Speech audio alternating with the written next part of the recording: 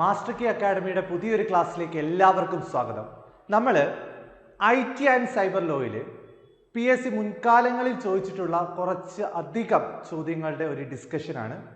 ആദ്യം തൊട്ട് അവസാനം വരെ എല്ലാവരും ഈ ചോദ്യങ്ങൾ ഒന്ന് കാണുവാൻ ശ്രമിക്കണം. കാരണം ഈ പറയുന്ന ചോദ്യങ്ങളെല്ലാം പല എക്സാമിനും ആവർത്തിച്ച് ചോദിച്ചിട്ടുള്ളതാണ്. ഓക്കെ ആണല്ലോ? അപ്പം നോക്കാം. ഒന്നാമത്തെ ചോദ്യം, the term associated with the processing speed of a computer.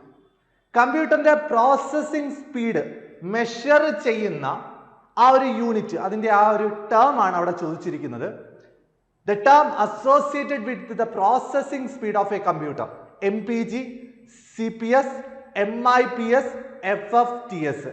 Answer MIPS ആണ്. ഓർത്തു വെക്കുക, കമ്പ്യൂട്ടറിന്റെ സ്പീഡ് മെഷർ ചെയ്യുന്നത് ഏത് ടേമിലാണെന്ന് ചോദിച്ചാൽ MIPS എന്ന് പറയുന്ന ടേമിലാണ്. നമുക്ക് നോക്കാം. MIPSന്റെ പൂർണ്ണ രൂപമാണ് മില്യൺ ഇൻസ്ട്രക്ഷൻ പെർ സെക്കൻഡ്. ചോദിച്ച ചോദ്യമാണ്. MIPSന്റെ പൂർണ്ണ രൂപം എന്താണെന്ന് ചോദിച്ചാൽ മില്യൺ ഇൻസ്ട്രക്ഷൻ പെർ സെക്കൻഡ് ആണ്. അതുപോലെ തന്നെ മൗസിന്റെ സ്പീഡ് മെഷർ ചെയ്യുന്ന യൂണിറ്റ് ആണ് ഏതെന്ന് പറയുന്നത് മിക്കി എന്ന് പറയുന്നത്. അപ്പോൾ കമ്പ്യൂട്ടറിന്റെ പ്രോസസ്സിംഗ് സ്പീഡ് മെഷർ ചെയ്യുന്ന ടേം ആണ് മില്യൺ ഇൻസ്ട്രക്ഷൻ പെർ സെക്കൻഡ്. മൗസിന്റെ സ്പീഡ് മെഷർ ചെയ്യുന്ന യൂണിറ്റ് ആണ് മിക്കി എന്ന് പറയുന്നത്. അതുപോലെ തന്നെ സ്പീഡ് ഓഫ് ഹാർഡ് ഡിസ്കിന്റെ സ്പീഡ് മെഷർ ചെയ്യുന്ന യൂണിറ്റ് ആണ് റെവല്യൂഷൻ പെർ മിനിറ്റ്. ഓർത്ത് വെക്കണേ, ഹാർഡ് ഡിസ്കിന്റെ സ്പീഡ് മെഷർ ചെയ്യുന്ന യൂണിറ്റ് ആണ് റെവല്യൂഷൻ പെർ മിനിറ്റ് എന്ന് പറയുന്നത്. സൂപ്പർ കമ്പ്യൂട്ടറിന്റെ സ്പീഡ് മെഷർ ചെയ്യുന്നത് floating point operation per second ആണ്, അഥവാ flops. Floating point operation per second എന്നത് സൂപ്പർ കമ്പ്യൂട്ടറിന്റെ സ്പീഡ് മെഷർ ചെയ്യുന്ന യൂണിറ്റ് ആണ്. MPG എന്നതിന്റെ പൂർണ്ണ രൂപം മൈൽസ് പെർ ഗാലോം ആണ്. ചോദിച്ചതാണ്. ഇതിൽ പറഞ്ഞിട്ടുള്ളതെല്ലാം പല എക്സാമിനും ആവർത്തിച്ച് ചോദിച്ചതാണ്. അപ്പോൾ കമ്പ്യൂട്ടറിന്റെ പ്രോസസ്സിംഗ് സ്പീഡ് മെഷർ ചെയ്യുന്നത് MIPSലാണ്, മില്യൺ ഇൻസ്ട്രക്ഷൻ പെർ സെക്കൻഡിലാണ്. അതുപോലെ തന്നെ മൗസിന്റെ സ്പീഡ് മെഷർ ചെയ്യുന്നത് മിക്കിയിലും ഹാർഡ് ഡിസ്കിന്റെ സ്പീഡ് മെഷർ ചെയ്യുന്ന റെവല്യൂഷൻ പെർ മിനിറ്റിലുമാണ്. സൂപ്പർ കമ്പ്യൂട്ടറിന്റെ സ്പീഡ് മെഷർ ചെയ്യുന്നത് ഫ്ലോപ്സിന്റെ പൂർണ്ണ രൂപം floating point operation per second എന്നാണ്. അതുപോലെ തന്നെ MPGയുടെ പൂർണ്ണ രൂപം എന്താണെന്ന് ചോദിച്ചാൽ മൈൽസ് പെർ ഗാലോം എന്നാണ്. നോക്കാം. അടുത്ത രണ്ടാമത്തെ ചോദ്യമാണ്. In 1983 who define the term computer virus. 1983 computer virus എന്ന് പറയുന്ന ടേം ആദ്യമായി ഡിഫൈൻ ചെയ്തത് ആരാണെന്ന് ചോദിച്ചാൽ ആരാണ്? Option A Fred Cohen, option B Smith, option C Norton, option C McAfee. ഏതാണെന്ന് ചോദിച്ചാൽ ഫ്രെഡ് കോഹൻ ആണ്. ഓർത്തു വെക്കുക, കമ്പ്യൂട്ടർ വൈറസ് എന്ന് പറയുന്ന ടേം 1983 ഡിഫൈൻ ചെയ്യുന്നത്. അങ്ങനെ ഡിഫൈൻ ചെയ്തത് ആരാണെന്ന് ചോദിച്ചാൽ ആരാണ്? ഫ്രെഡ് കോഹൻ ആണ്. നോക്കാം. വൈറസിന്റെ പൂർണ്ണ രൂപം എക്സാമിന് ചോദിച്ചതാണ്.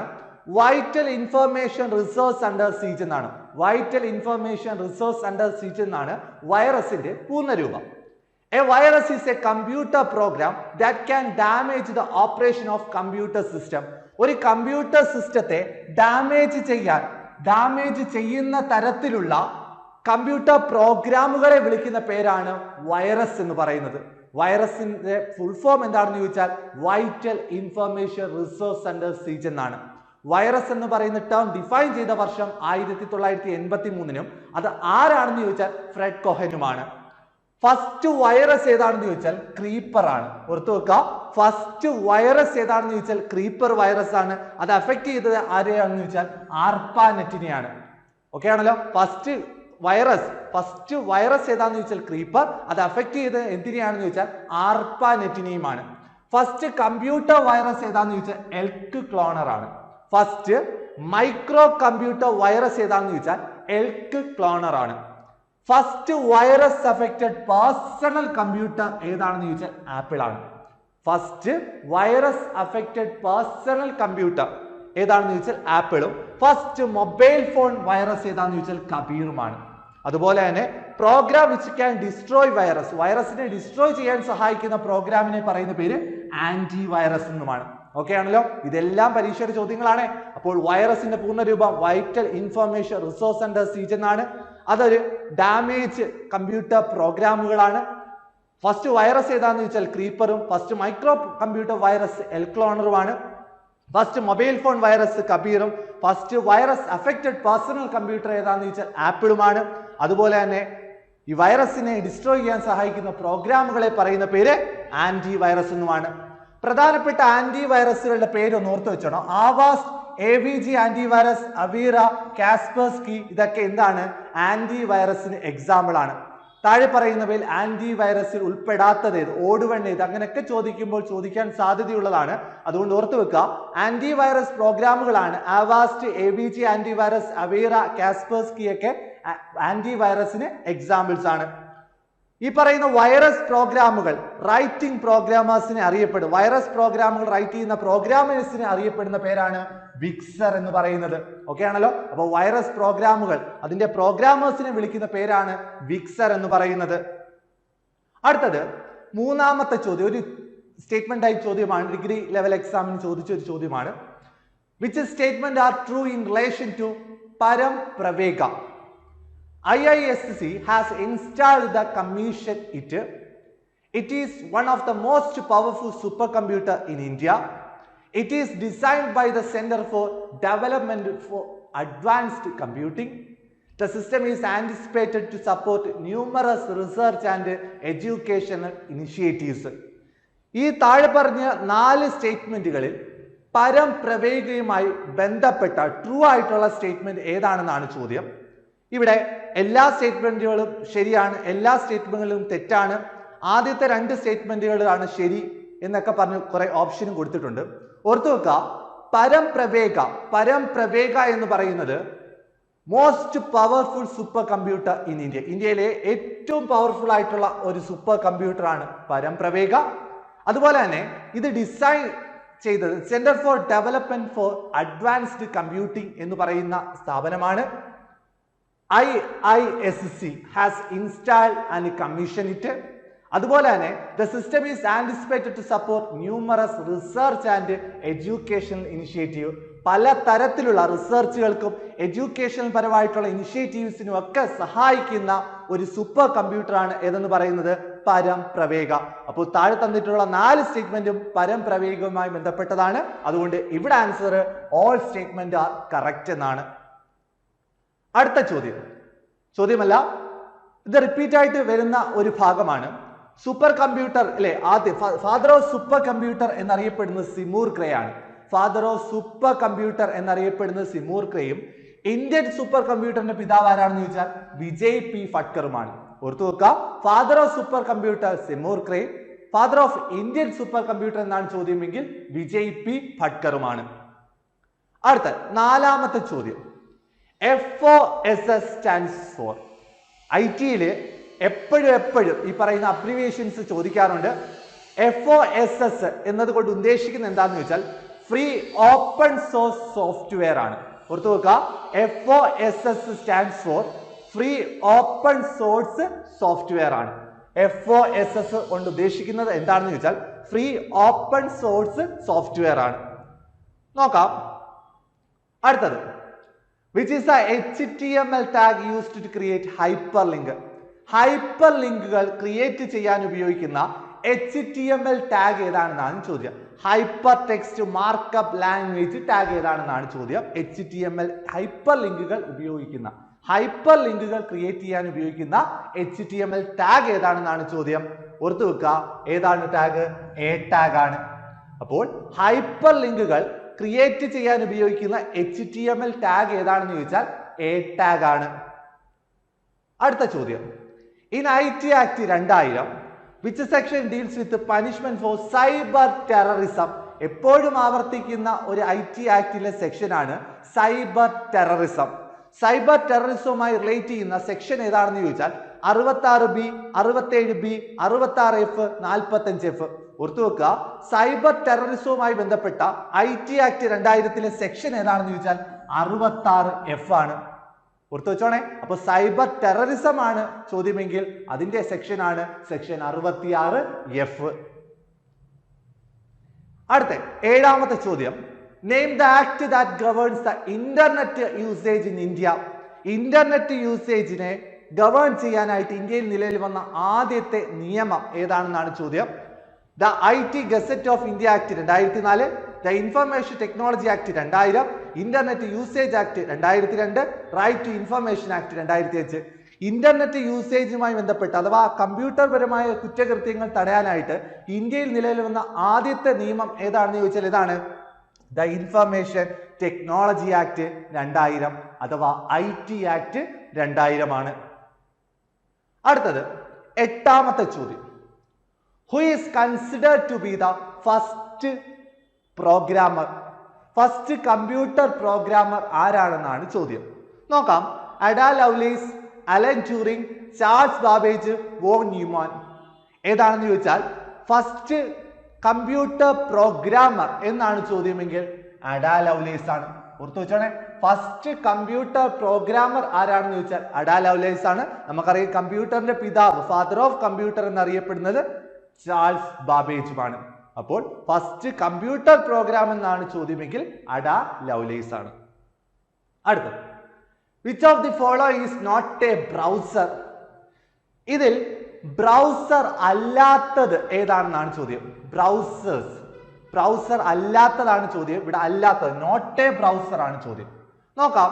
Internet explore, YouTube, Netscape Navigator, Google Chrome. ഇതിനകത്ത് ബ്രൗസർ അല്ലാത്തത് ഏതാണെന്നാണ് ചോദ്യം. നമുക്കറിയാം ഇന്റർനെറ്റ് എക്സ്പ്ലോറിലും നെറ്റ്സ്കാപ്പ് നാവിഗേറ്ററും ഗൂഗിൾ ക്രോമും ഒക്കെ എന്താണ്? ബ്രൗസറിന് എക്സാമ്പിൾ ആണ്. ഇവിടെ യൂട്യൂബ് ആണ് ബ്രൗസർ അല്ലാത്തത്. യൂട്യൂബ് എന്ന് പറയുന്ന ഒരു സോഷ്യൽ മീഡിയ ആണ്, അത് ബ്രൗസറിന്റെ കൂട്ടത്തിൽ ഉൾപ്പെടുന്നതല്ല. അപ്പോൾ ഇവിടെ ആൻസർ യൂട്യൂബ്. അപ്പോൾ ഇതിന്റെ കൂടെ ഓർത്തു വെക്കുക, internet explore, Netscape Navigator and Google Chrome ഇതൊക്കെ ബ്രൗസറിന് എക്സാമ്പിൾ ആണ്. അടുത്തത്, പ്രധാനപ്പെട്ട വെബ് ബ്രൗസേഴ്സ് ഓർത്തു വെക്കണം. Mozilla Firefox, Google Chrome, Opera, Safari, Epic, Netscape, internet explore, Edge, കേമലോൺ ഇതൊക്കെ ബ്രൗസേഴ്സിന് എക്സാമ്പിൾ ആണ്. ഓർത്തു വെച്ചോണേ, ഇതൊക്കെ എക്സാമിന് ചിലപ്പോൾ ഓപ്ഷനിൽ ഇട്ട് തരുന്നതാണ്. അതുകൊണ്ട് ഇവയെല്ലാം എന്താണ്? ബ്രൗസേഴ്സിന് എക്സാമ്പിൾ ആണെന്ന് ഓർത്തു വെക്കുക. അടുത്തത്, ജോയ്സ്റ്റിക് കംസ് അണ്ടർ. താഴെ പറയുന്നവയിൽ ജോയ്സ്റ്റിക്ക് ഏതിലാണ് ഉൾപ്പെടുന്നത്? ഇൻപുട്ട് ഡിവൈസ് ആണോ, ഔട്ട്പുട്ട് ഡിവൈസ് ആണോ, മെമ്മറി ഡിവൈസ് ആണോ, സ്റ്റോറേജ് ഡിവൈസ് ആണോ? എപ്പോഴും ആവർത്തിക്കുന്ന ഒരു ഭാഗമാണ് ജോയ്സ്റ്റിക്ക്. ജോയ്സ്റ്റിക്ക് എന്ന് പറയുന്നത് ഒരു ഇൻപുട്ട് ഡിവൈസ് ആണ്. കമ്പ്യൂട്ടറിലേക്ക് വിവരങ്ങൾ കൈമാറാൻ സഹായിക്കുന്ന ഉപകരണങ്ങളാണ് ഇൻപുട്ട് ഡിവൈസ്. അപ്പോൾ ജോയ്സ്റ്റിക്ക് എന്ന് പറയുന്നത് ഒരു ഇൻപുട്ട് ഡിവൈസിന് ഉദാഹരണമാണ്. നോക്കണേ, ജോയ്സ്റ്റിക്ക് സാധാരണ ഉപയോഗിക്കുന്നത് കമ്പ്യൂട്ടർ ഗെയിമിങ്ങിനാണ് കേട്ടോ. കമ്പ്യൂട്ടർ ഗെയിമിങ്ങിനും അതുപോലെ തന്നെ അൾട്രാസൗണ്ട് സ്കാനിങ്ങിനും അതുപോലെ തന്നെ കൺട്രോളിംഗ് റോബോട്ടിനെ കൺട്രോൾ ചെയ്യാനും ഒക്കെയാണ് ജോയ്സ്റ്റിക്ക് ഉപയോഗിക്കുന്നത്. അപ്പോൾ താഴെ പറയുന്നവയിൽ ജോയ്സ്റ്റിക്കിന്റെ ഉപയോഗം ആവുന്നത് ഏത് അല്ലാത്തത് എന്നൊക്കെ ചോദിക്കാൻ സാധ്യതയുള്ളതാണ്. ഇവിടെ ജോയ്സ്റ്റിക്ക് സാധാരണ ഉപയോഗിക്കുന്ന കമ്പ്യൂട്ടർ ഗെയിമിങ്ങിനും അൾട്രാസൗണ്ട് സ്കാനിങ്ങിനും അതുപോലെ തന്നെ റോബോട്ടിനെ കൺട്രോൾ ചെയ്യാനും ഒക്കെയാണ് ജോയ്സ്റ്റിക്ക് യൂസ് ചെയ്യുന്നത്. അടുത്തത് 11ാമത്തെ ചോദ്യം നോക്കാം.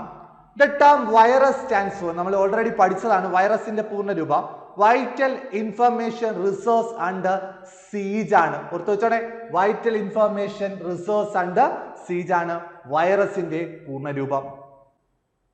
അടുത്തത്, an attempt to make a computer resource unavailable to its intended users is called.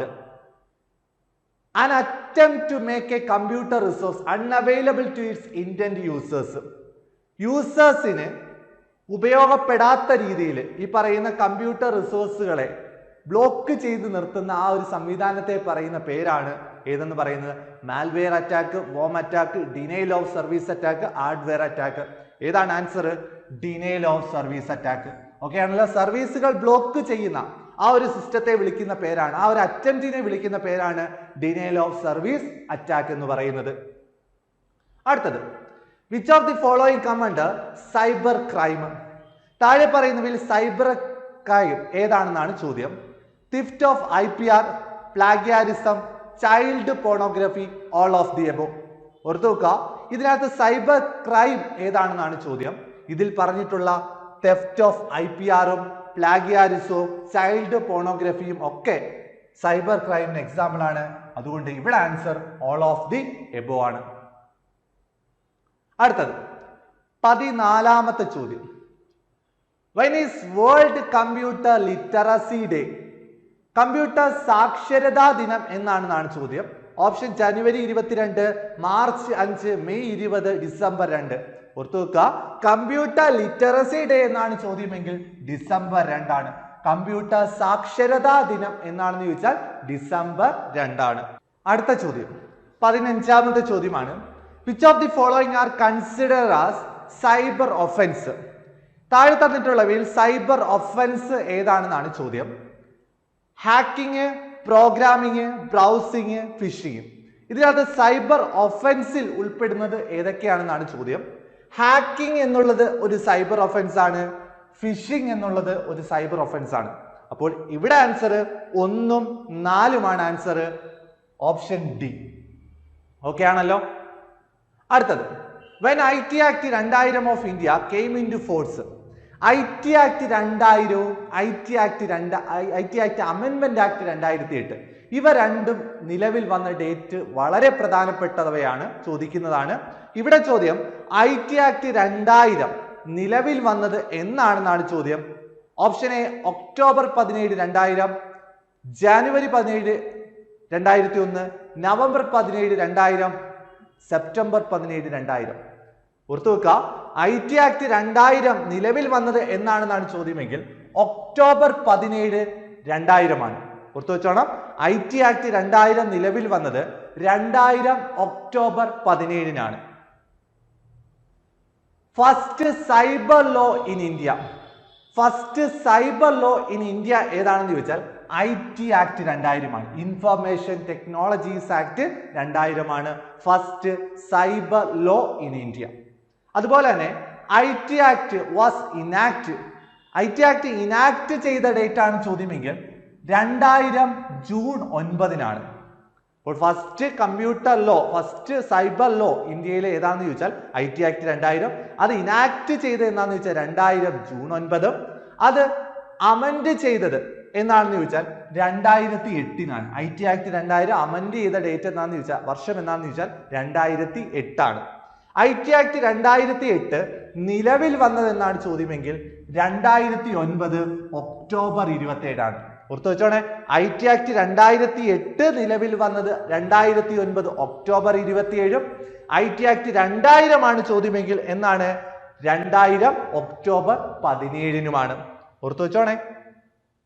അടുത്തത് IT Act അമെൻമെന്റ് ആക്ട് 2008. 2008 അമെൻമെന്റ് ആക്ട് പാർലമെന്റ് പാസ്സാക്കിയത് ഡിസംബർ 23, 2008-നാണ്.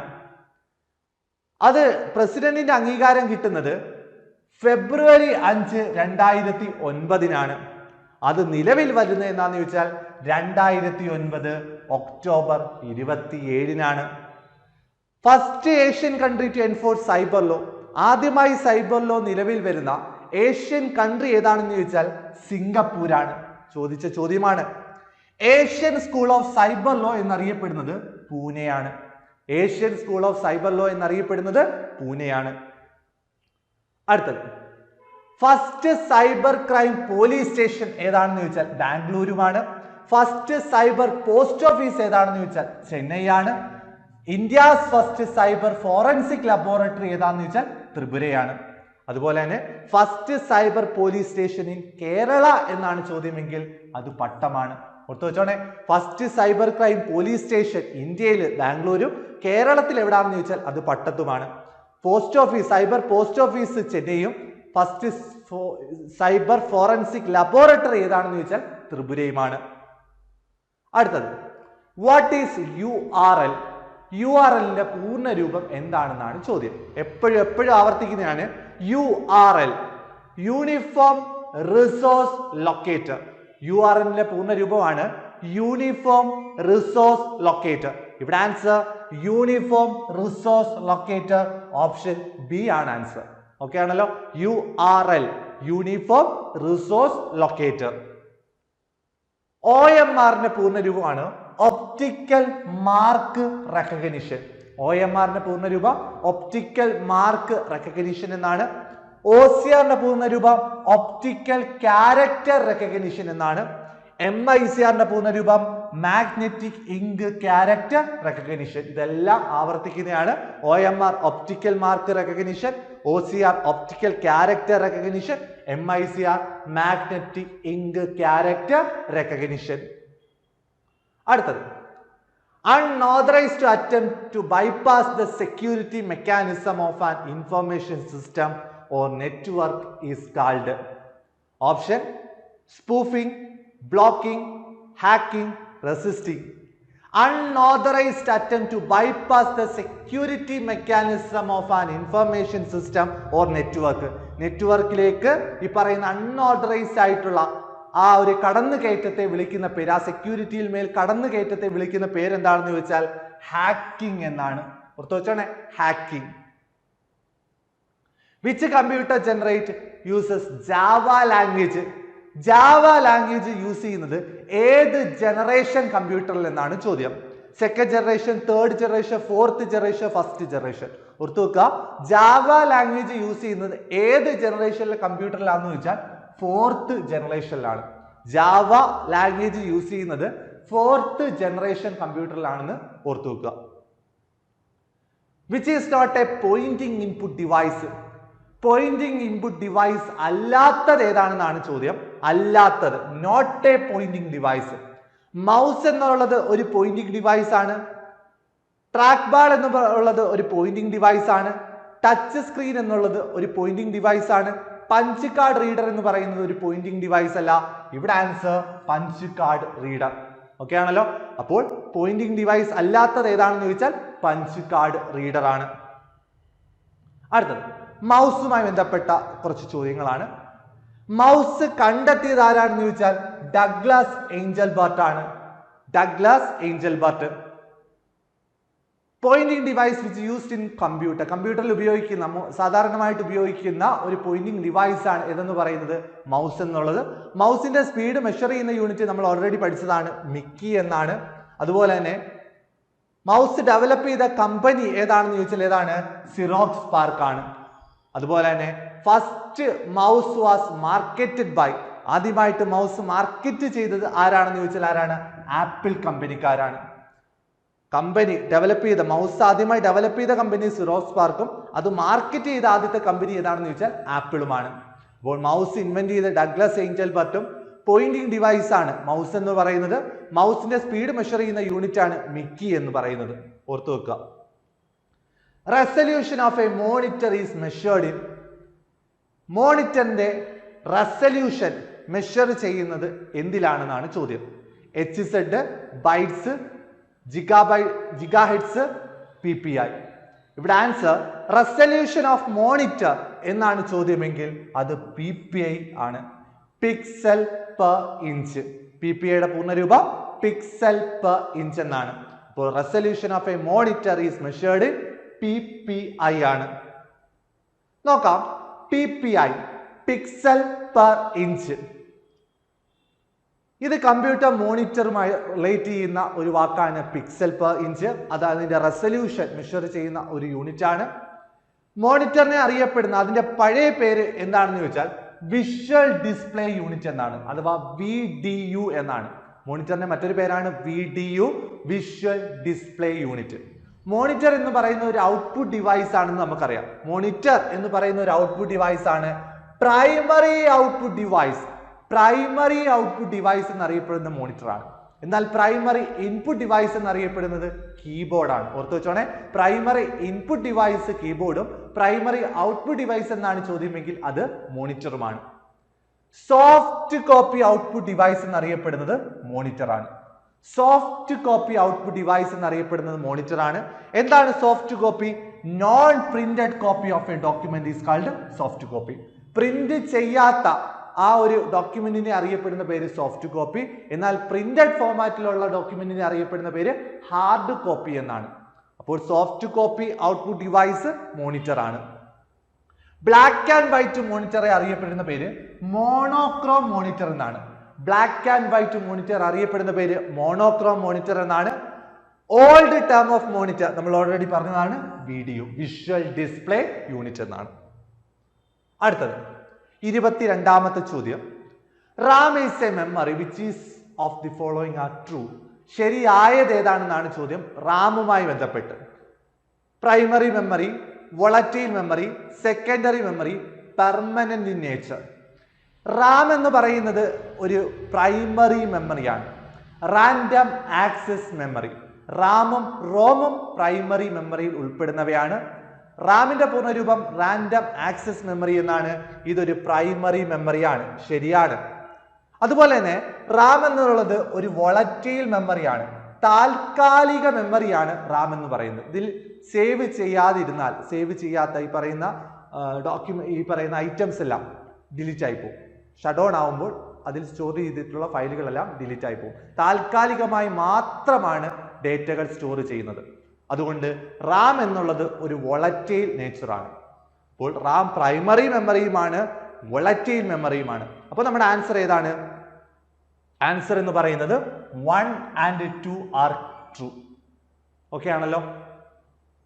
അടുത്തത് which one of the optical storage device. താഴെ തന്നിട്ടുള്ളവയിൽ ഒപ്റ്റിക്കൽ സ്റ്റോറേജ് ഡിവൈസ് ഏതാണെന്നാണ് ചോദ്യം. Hard disk, floppy disk, CD ROM, magnetic tape. ഇവിടെ നമ്മൾ മാഗ്നറ്റിക് ഡിസ്കും ഒപ്റ്റിക്കൽ ഡിസ്കും ഏതൊക്കെയാണെന്ന് കറക്റ്റ് ആയിട്ട് അറിഞ്ഞിരിക്കണം. കാരണം ഇതുപോലുള്ള ചോദ്യങ്ങൾ പ്രതീക്ഷിക്കാവുന്നതാണ്. ഒപ്റ്റിക്കൽ സ്റ്റോറേജ് ഡിവൈസിന് എക്സാമ്പിൾ ആണ് CD ROM, CD, DVD, blue ray disk. ഇത് ഒപ്റ്റിക്കൽ സ്റ്റോറേജ് ഡിവൈസുകളാണ്. അപ്പൊ ഇവിടെ ചോദ്യം ഒപ്റ്റിക്കൽ സ്റ്റോറേജ് മീഡിയ ആയതുകൊണ്ട് CD റോം ആണ് ഇവിടെ ആൻസർ. നമുക്ക് നോക്കാം മാഗ്നറ്റിക് ഡിസ്കുകൾ ഏതൊക്കെയാണ്. മാഗ്നറ്റിക് ഡിസ്കിൽ ഉൾപ്പെടുന്നത് ഹാർഡ് ഡിസ്ക് ഡ്രൈവും, ഫ്ലോപ്പി ഡിസ്ക് ഡ്രൈവും, മാഗ്നറ്റിക് ടേപ്പും. ഇവ മൂന്നെണ്ണവും മാഗ്നറ്റിക് ഡിസ്കുകളാണ്. ഒപ്റ്റിക്കൽ ഡിസ്കുകൾ ഏതൊക്കെയാണെന്ന് ചോദിച്ചാൽ CD, DVD, blue ray disc. Okay ആണല്ലോ. CD, DVD, blue ray disc optical ഡിസ്കിന് ഉദാഹരണമാണ്. സോളിഡ് സ്റ്റേറ്റ് ഡിസ്ക് ഏതാണെന്ന് ചോദിച്ചാൽ പെൻ ഡ്രൈവും ഫ്ലാഷ് ഡ്രൈവുമാണ്. ഓക്കെ ആണല്ലോ. അപ്പൊ ആവർത്തിച്ച് ചോദിക്കുന്നതാണ് മാഗ്നറ്റിക് ഡിസ്ക് ഏത്, ഒപ്റ്റിക്കൽ ഡിസ്ക് ഏത്, സോളിഡ് സ്റ്റേറ്റ് ഡിസ്ക് ഏതെന്ന് കറക്റ്റ് ആയിട്ട് അറിഞ്ഞിരിക്കണം. അടുത്ത ചോദ്യം. Which key on Windows keyboard set to full screen mode in most browsers. എല്ലാ ബ്രൗസേഴ്സിനും ഫുൾ സ്ക്രീൻ മോഡ് ആക്കാൻ പറ്റുന്ന ഏത് ഷോർട്ട് കട്ട് കീ ആണെന്നാണ് ചോദ്യം. നമുക്കറിയാം F1 തൊട്ട് F12 വരെ ഫങ്ഷണൽ കീകളാണ്. ബ്രൗസേഴ്സിൽ ഫുൾ സ്ക്രീൻ മോഡ് ആക്കുന്നത് ഏത് കീ ആണെന്ന് ചോദിച്ചാൽ F11 ആണ്. ഓർത്തു വെച്ചോണേ, ബ്രൗസേഴ്സിൽ ഫുൾ സ്ക്രീൻ മോഡ് ആക്കാൻ സഹായിക്കുന്ന കീ ഏതാണെന്ന് ചോദിച്ചാൽ F11 ആണ്. The search engine that collect result from other search engine are known as. ഒരു സെർച്ച് എഞ്ചിനിൽ നിന്ന് മറ്റൊരു സെർച്ച് എഞ്ചിൻ ഡേറ്റകൾ സ്വീകരിക്കുന്നുണ്ടെങ്കിൽ, എടുക്കുന്നുണ്ടെങ്കിൽ, കളക്ട് ചെയ്യുന്നുണ്ടെങ്കിൽ അത്തരം സെർച്ച് എഞ്ചിനെ വിളിക്കുന്ന പേരെന്താണെന്നാണ് ചോദ്യം. Second search engine, primary search engine, topical search engine, meta search engine. ഓർത്തു വെക്കുക, the search engine that collect result from other search engine is known as meta search engine. ഓർത്തു വെച്ചോണേ, search engine that collect result from other search engine എന്നാണ് ചോദ്യമെങ്കിൽ answer meta search engine ആണ്. അടുത്തത് which section provide punishment for sending offensive message through communication service. Offensive ആയിട്ടുള്ള മെസ്സേജുകൾ അയക്കുന്നത് കൊണ്ടുണ്ടാവുന്ന ആ കുറ്റകൃത്യത്തിൽ അതിന്റെ സെക്ഷൻ ഏതാണെന്നാണ് ചോദ്യം. Section 66A, section 66B, section 66C, section 66D. Sending offensive message എന്നാണ് ചോദ്യമെങ്കിൽ അതിന്റെ സെക്ഷൻ 66A ആണ്. Section 66A sending offensive messages ആണ്. നോക്കട്ടെ, എപ്പോഴും PSC ആവർത്തിക്കുന്ന ചില സെക്ഷനുകളാണ് നമ്മൾ ഇവിടെ പറയാൻ പോകുന്നത്. IT act 2000 section 65 tampering with computer system document. Section 65 deal ചെയ്യുന്നത് tampering with computer system document ആണ്. സെക്ഷൻ 66 ആണ് ഹാക്കിംഗ്. സെക്ഷൻ 66 ഹാക്കിംഗ് ആണ്. Section 66A punishment for sending offensive message through electronic media. Section 66B എന്താണെന്ന് ചോദിച്ചാൽ receiving stolen computer or communication device. Section 66B receiving stolen computer or communication device ആണ്. Section 66C identity theft ആണ്. Section 66C identity theft. Section 66D cheating by personalization by using computer resources. Section 66E violation of privacy. Section 66F cyber terrorism. എപ്പോഴും ആവശ്യമായിട്ടുള്ള സെക്ഷനാണ് section 66F cyber terrorism. Section 67A pornography. Section 67B child pornography ആണ്. ഓർത്തു വെച്ചോടെ, section 67A എന്നാണ് അത് പോർണോഗ്രഫിയും, section 67B എന്നാണെങ്കിൽ child പോർണോഗ്രഫിയുമാണ്. Okay, അടുത്ത 28ാമത്തെ ചോദ്യം. Which is the national nodal agency for cyber security incident response? Cyber സെക്യൂരിറ്റിക്ക് വേണ്ടിയുള്ള നാഷണൽ നോഡൽ ഏജൻസി ഏതാണെന്നാണ് ചോദ്യം. CERT In, CCA, CDAC, NIC. ഏതാണ്? സർട്ടിൻ ആണ്. Computer emergency response team India. ഇതൊരു നോഡൽ ഏജൻസിയാണ് for cyber security. CERT In, computer emergency response team India.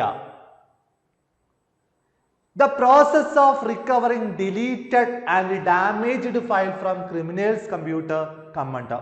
ഈ ക്രിമിനൽസിന്റെ കമ്പ്യൂട്ടറിൽ നിന്ന് ഡാമേജ്ഡ് ആയിട്ടുള്ളതും അല്ലെങ്കിൽ ഡിലീറ്റഡ് ആയിട്ടുള്ള ഫയലുകൾ റിക്കവർ ചെയ്തെടുക്കുന്ന ആ ഒരു പ്രോസസ്സിനെ വിളിക്കുന്ന പേര് computer animation, computer graphics, computer forensics, computer organisation.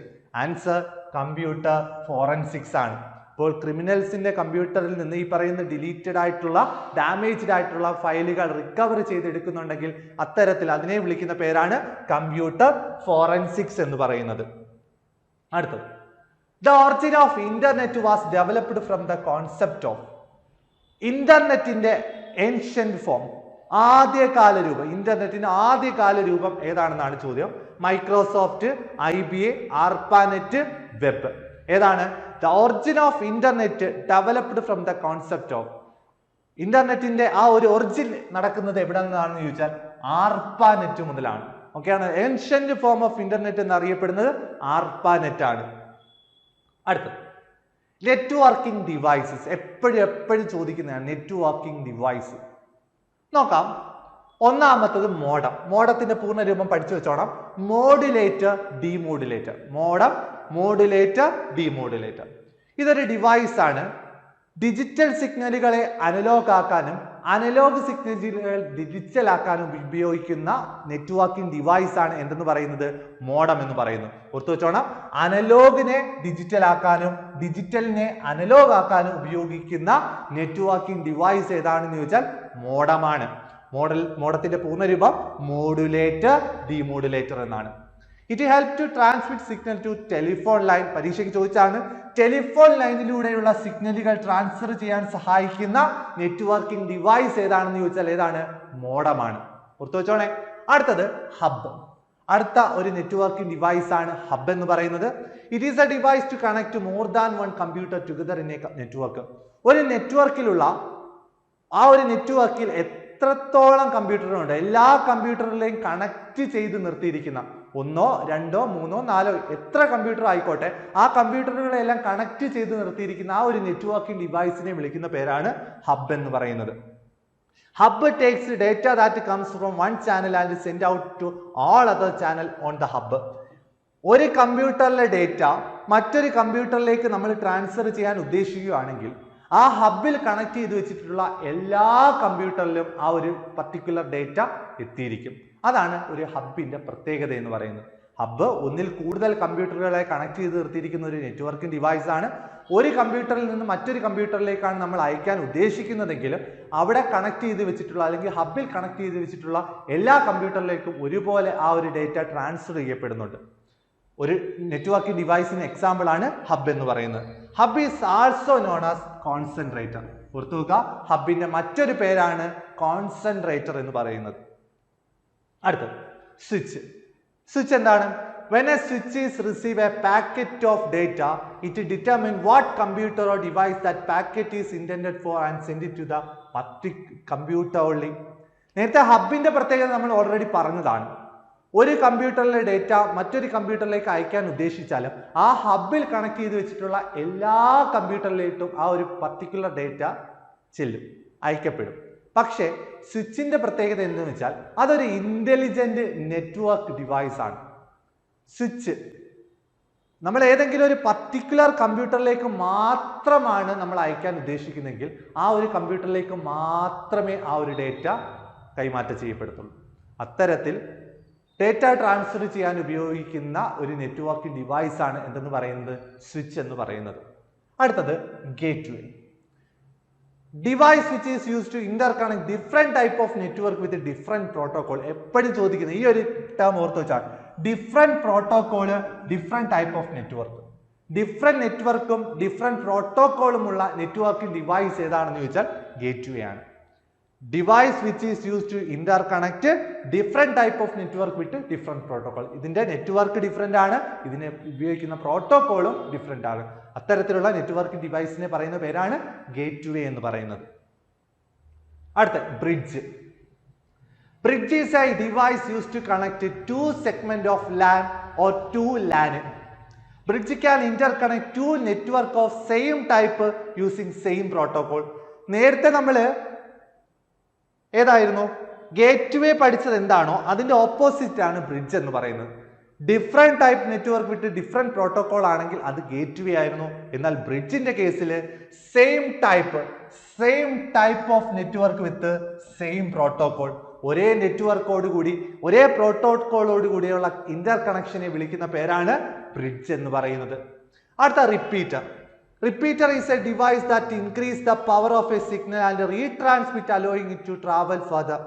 സിഗ്നലുകൾ അതിൻ്റെ ആ ഒരു യാത്ര, അതിൻ്റെ ആ ഒരു പവർ, സിഗ്നലിൻ്റെ പവറുകൾ റീട്രാൻസ്മിറ്റ് ചെയ്യാൻ ഉപയോഗിക്കുന്ന നെറ്റ്വർക്കിംഗ് ഡിവൈസ് ആണ് എന്തെന്ന് പറയുന്നത്, റിപ്പീറ്റർ എന്ന് പറയുന്നത്. അപ്പോൾ റിപ്പീറ്റർ എന്ന് പറയുന്ന ഒരു നെറ്റ്വർക്കിംഗ് ഡിവൈസ് ആണ്. ഇത് സിഗ്നലുകളുടെ പവർ കൂട്ടുന്നു, റീട്രാൻസ്മിറ്റ് ചെയ്യുന്നു.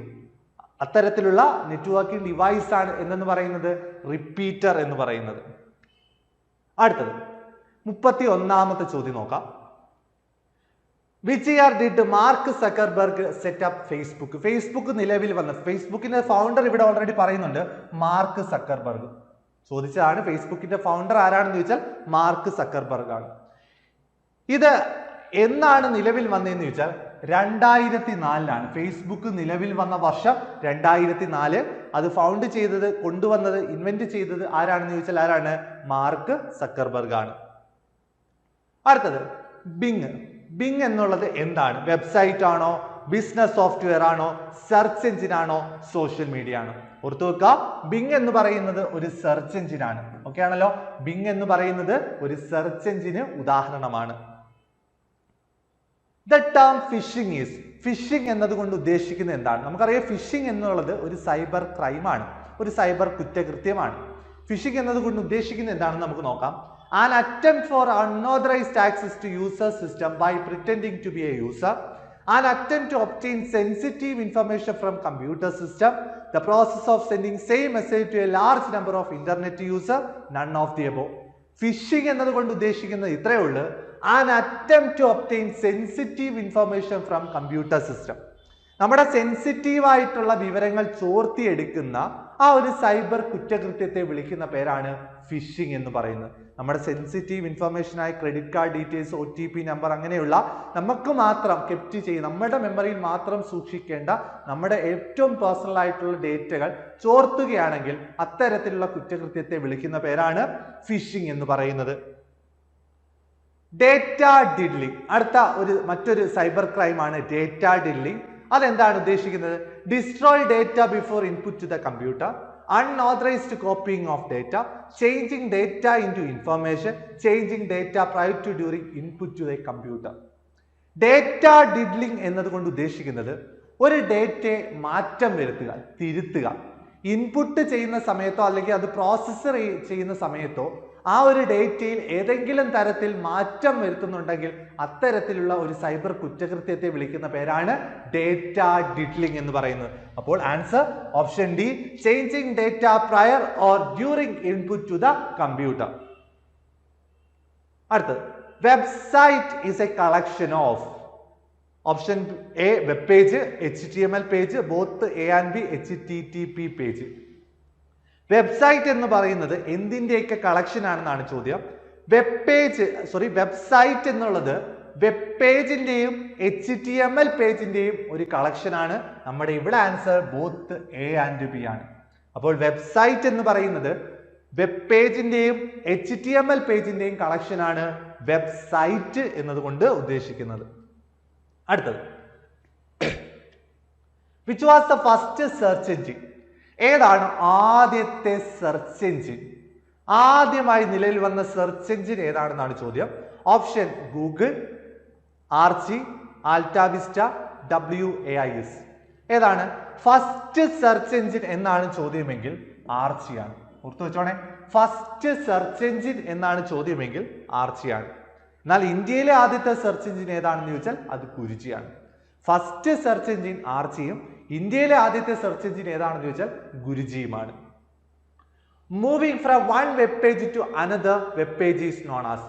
ഒരു വെബ് പേജിൽ നിന്ന് മറ്റൊരു വെബ് പേജിലേക്ക് ആ ഒരു നടപടിക്രമത്തെ വിളിക്കുന്ന പേര്, ആ ഒരു മൂവിങ്ങിനെ വിളിക്കുന്ന പേരാണ് അറ്റാച്ചിങ്, ചേഞ്ചിങ്, ഡൗൺലോഡിങ്, ബ്രൗസിങ്. നമുക്കറിയാം, ഒരു ഇന്റർനെറ്റ് നമ്മൾ യൂസ് ചെയ്യുമ്പോൾ ഒരു വെബ് പേജിൽ നിന്ന് മറ്റൊരു വെബ് പേജിലേക്ക് കടക്കുകയാണെങ്കിൽ ആ ഒരു മൂവ്മെന്റിനെ വിളിക്കുന്ന പേര് ബ്രൗസിംഗ് എന്നാണ്. ഓർത്തു വെച്ചോണേ, ഒരു വെബ് പേജിൽ നിന്ന് മറ്റൊരു വെബ് പേജിലുള്ള ആ ഒരു മൂവ്മെന്റിനെ വിളിക്കുന്ന പേരാണ് ബ്രൗസിംഗ് എന്ന് പറയുന്നത്.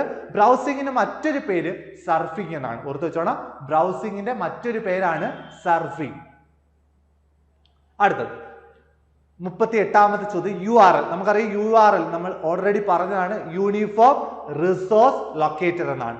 Uniform resource locator, uniform resource locator ആണ് option A. Uniform resource locator എന്നാണ് URL എന്നതുകൊണ്ട് ഉദ്ദേശിക്കുന്നത്. അടുത്തത്, who is known as father of internet?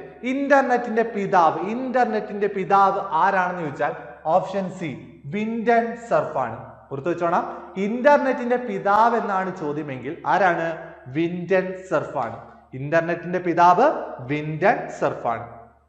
Like, poke, tag are feature of which social networking device?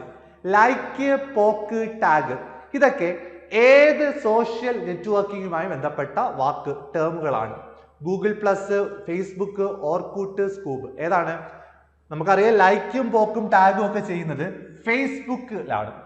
അപ്പോൾ like, poke, tag are the feature of which social networking website? Facebook ആണ്. Who founded Google? ഗൂഗിളിന്റെ founders ആരൊക്കെയാണ്? 2 പേരാണ്. Google found ചെയ്ത 2 പേരാണ്, Larry പേജും Sergey ബ്രിനുമാണ്. ഓർത്ത് വെച്ചോണേ, Larry പേജും സെർജി ബ്രിനും കൊണ്ടുവന്നതാണ് ഏതെന്ന് പറയുന്നത്? ഗൂഗിൾ എന്ന് പറയുന്നത്. അപ്പൊ ഗൂഗിളിന്റെ ഫൗണ്ടേഴ്സ് ലാറി പേജും സെർജി ബ്രിനുമാണ്. അടുത്തത്, which utility is used to transfer file and exchange messages? ഫയലുകൾ ട്രാൻസ്ഫർ ചെയ്യാനും മെസ്സേജുകൾ എക്സ്ചേഞ്ച് ചെയ്യാനും ഉപയോഗിക്കുന്ന യൂട്ടിലിറ്റിക്ക് പറയുന്ന പേരാണ് ചോദ്യം. WW, web browser, hyper text, email. നമുക്കറിയാം ഇലക്ട്രോണിക് മെയിൽ, ഇമെയിൽ ആണ് ഫയലുകൾ ട്രാൻസ്ഫർ ചെയ്യാനും മെസ്സേജുകൾ ട്രാൻസ്ഫർ ചെയ്യാനും ഉപയോഗിക്കുന്ന ഒരു സംവിധാനം ഇമെയിൽ ആണ്. അടുത്തത്, what is the full form of W3C അഥവാ WWWC? WWWCയുടെ പൂർണ്ണ രൂപം എന്താണെന്നാണ് ചോദ്യം. നമുക്കറിയാം 3 W ചേരുന്നത് വേൾഡ് വൈഡ് വെബ് ആണ്. അതിന്റെ കൂടെ ഒരു സി കൂടെ വരുമ്പോൾ വേൾഡ് വൈഡ് വെബ് കൺസോർഷ്യം ആണ്. ഓർത്തു വെച്ചോണം, world wide web consortium. World wide web consortium എന്നാണ് W3Cയുടെ പൂർണ്ണരൂപം. W3C, world wide web consortium. The transmission of a file to our computer from the internet.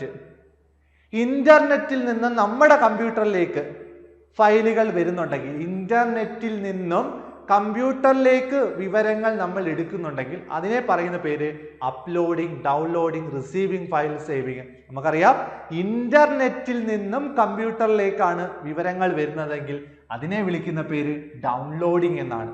ഓർത്തു വെക്കുക, the transmission of file to our computer from the internet. ഇന്റർനെറ്റിൽ നിന്ന് കമ്പ്യൂട്ടറിലേക്ക് ഫയലുകൾ transmit ചെയ്യുന്നുണ്ടെങ്കിൽ അവയെ വിളിക്കുന്ന പേര് ഡൗൺലോഡിംഗ് എന്നാണ്. ഓക്കെ, അടുത്ത ചോദ്യം നമുക്ക് നോക്കാം. 45ാമത്തെ ചോദ്യം. Dash is A volatile memory. താഴെ തന്നിട്ടുള്ളവയിൽ വോളറ്റൈൽ മെമ്മറി ഏതാണെന്നാണ് ചോദ്യം. നമ്മൾ ഓൾറെഡി പറഞ്ഞതാണ്, വോളറ്റൈൽ എന്ന് പറഞ്ഞാൽ താൽക്കാലിക മെമ്മറിയാണ്. വോളറ്റൈൽ നേച്ചറുള്ള മെമ്മറി ഏതാണെന്ന് വെച്ചാൽ റാം ആണ്, റാൻഡം ആക്സസ് മെമ്മറിയാണ്. ഇവിടെ ഓപ്ഷനിൽ S Ram, D RAM, both A and B, none of these. S റാമും ഡി റാമും റാമിന്റെ ഭാഗം തന്നെയാണ്. Static random access memory, dynamic random access memory, ഇവ രണ്ടും വോളറ്റൈൽ നേച്ചർ ഉള്ളവയാണ്. അതുകൊണ്ട് ഇവിടെ answer both A and B ആണ്. അപ്പോൾ വോളറ്റൈൽ മെമ്മറി ഏതാണെന്ന് വെച്ചാൽ റാമാണ്. റാമിന്റെ ഭാഗമായിട്ടുള്ള ഡി റാമും എസ് റാമും വോളറ്റൈൽ നേച്ചർ തന്നെയാണ്. അടുത്ത ചോദ്യം. Which one of the following is the fastest memory inside a computer? കമ്പ്യൂട്ടറിനുള്ളിലുള്ള ഏറ്റവും ഫാസ്റ്റസ്റ്റ് ആയിട്ടുള്ള മെമ്മറി ഏതാണെന്നാണ് ചോദ്യം. ഓർത്ത് വെക്കുക, cache memory, RAM, secondary memory, register memory. ഏറ്റവും ഫാസ്റ്റസ്റ്റ് മെമ്മറി ഏതാണെന്ന് ചോദ്യമെങ്കിൽ രജിസ്റ്റർ മെമ്മറിയാണ്. ഓർത്ത് വെച്ചോണേ, ഏറ്റവും ഫാസ്റ്റസ്റ്റ് ആയിട്ടുള്ള മെമ്മറി ഇൻസൈഡ് എ കമ്പ്യൂട്ടർ, കമ്പ്യൂട്ടറിനുള്ളിലുള്ള ഏറ്റവും ഫാസ്റ്റസ്റ്റ് ആയിട്ടുള്ള മെമ്മറി ഏതാണെന്ന് ചോദിച്ചാൽ രജിസ്റ്റർ മെമ്മറിയാണ്. നമുക്ക് നോക്കാം, രജിസ്റ്റർ മെമ്മറിയും കാഷെ മെമ്മറിയും തമ്മിലുള്ള വ്യത്യാസം എന്താണെന്ന് നോക്കാം. വിത്തിൻ എ CPU അഥവാ പ്രോസസ്സർ, കമ്പ്യൂട്ടറിനുള്ളിൽ അഥവാ പ്രോസസ്സറിനുള്ളിൽ ഉള്ള ഏറ്റവും വേഗതയുള്ള മെമ്മറി ഏതാണെന്ന് ചോദിച്ചാൽ അത് രജിസ്റ്റർ മെമ്മറിയാണ്. ഫാസ്റ്റസ്റ്റ് മെമ്മറി എന്നാണ് ചോദ്യമെങ്കിൽ അതും രജിസ്റ്റർ മെമ്മറിയാണ്. രജിസ്റ്റർ മെമ്മറി കഴിഞ്ഞാൽ ഫാസ്റ്റസ്റ്റ് മെമ്മറി ഏതാണെന്ന് ചോദിച്ചാൽ അത് കാഷെ മെമ്മറിയാണ്. ഓർത്ത് വെച്ചോണേ.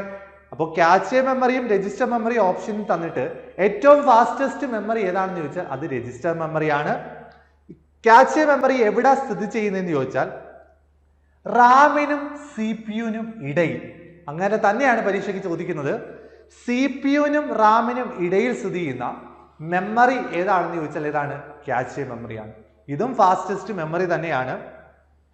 ഫ്രീക്വൻലി യൂസ്ഡ് ഡേറ്റ സ്റ്റോർ ചെയ്ത് വെക്കുന്ന മെമ്മറി ഏതാണെന്ന് ചോദിച്ചാൽ ഏതാണ്? കാഷെ മെമ്മറിയാണ്. അങ്ങനെയും ചോദ്യം ചോദിച്ചിട്ടുണ്ട്. ഫ്രീക്വൻലി യൂസ്ഡ് ഡേറ്റ സ്റ്റോർ ചെയ്ത് വെക്കുന്ന മെമ്മറി ഏതാണെന്ന് ചോദിച്ചാൽ കാഷെ മെമ്മറിയാണ്. റാമിനും CPU-നും ഇടയിൽ സ്ഥിതി ചെയ്യുന്ന മെമ്മറി ഏതാണെന്ന് ചോദിച്ചാൽ കാഷെ മെമ്മറിയാണ്. കമ്പ്യൂട്ടറിനുള്ളിൽ അഥവാ പ്രോസസ്സറിനുള്ളിൽ സ്ഥിതി ചെയ്യുന്ന ഏറ്റവും വേഗതയുള്ള മെമ്മറി ഏതാണെന്ന് ചോദിച്ചാൽ ഏതാണ്?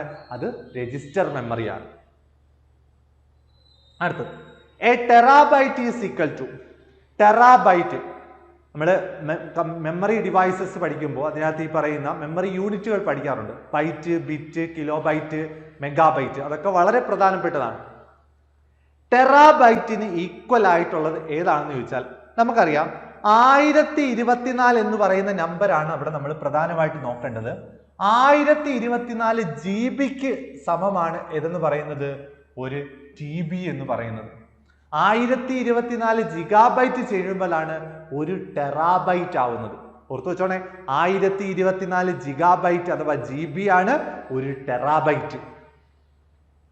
അടുത്തത്, the two kinds of memory are. രണ്ട് തരത്തിലാണ് മെമ്മറി ഉള്ളത്. നമുക്കറിയാം രണ്ട് തരം മെമ്മറിയാണുള്ളത്.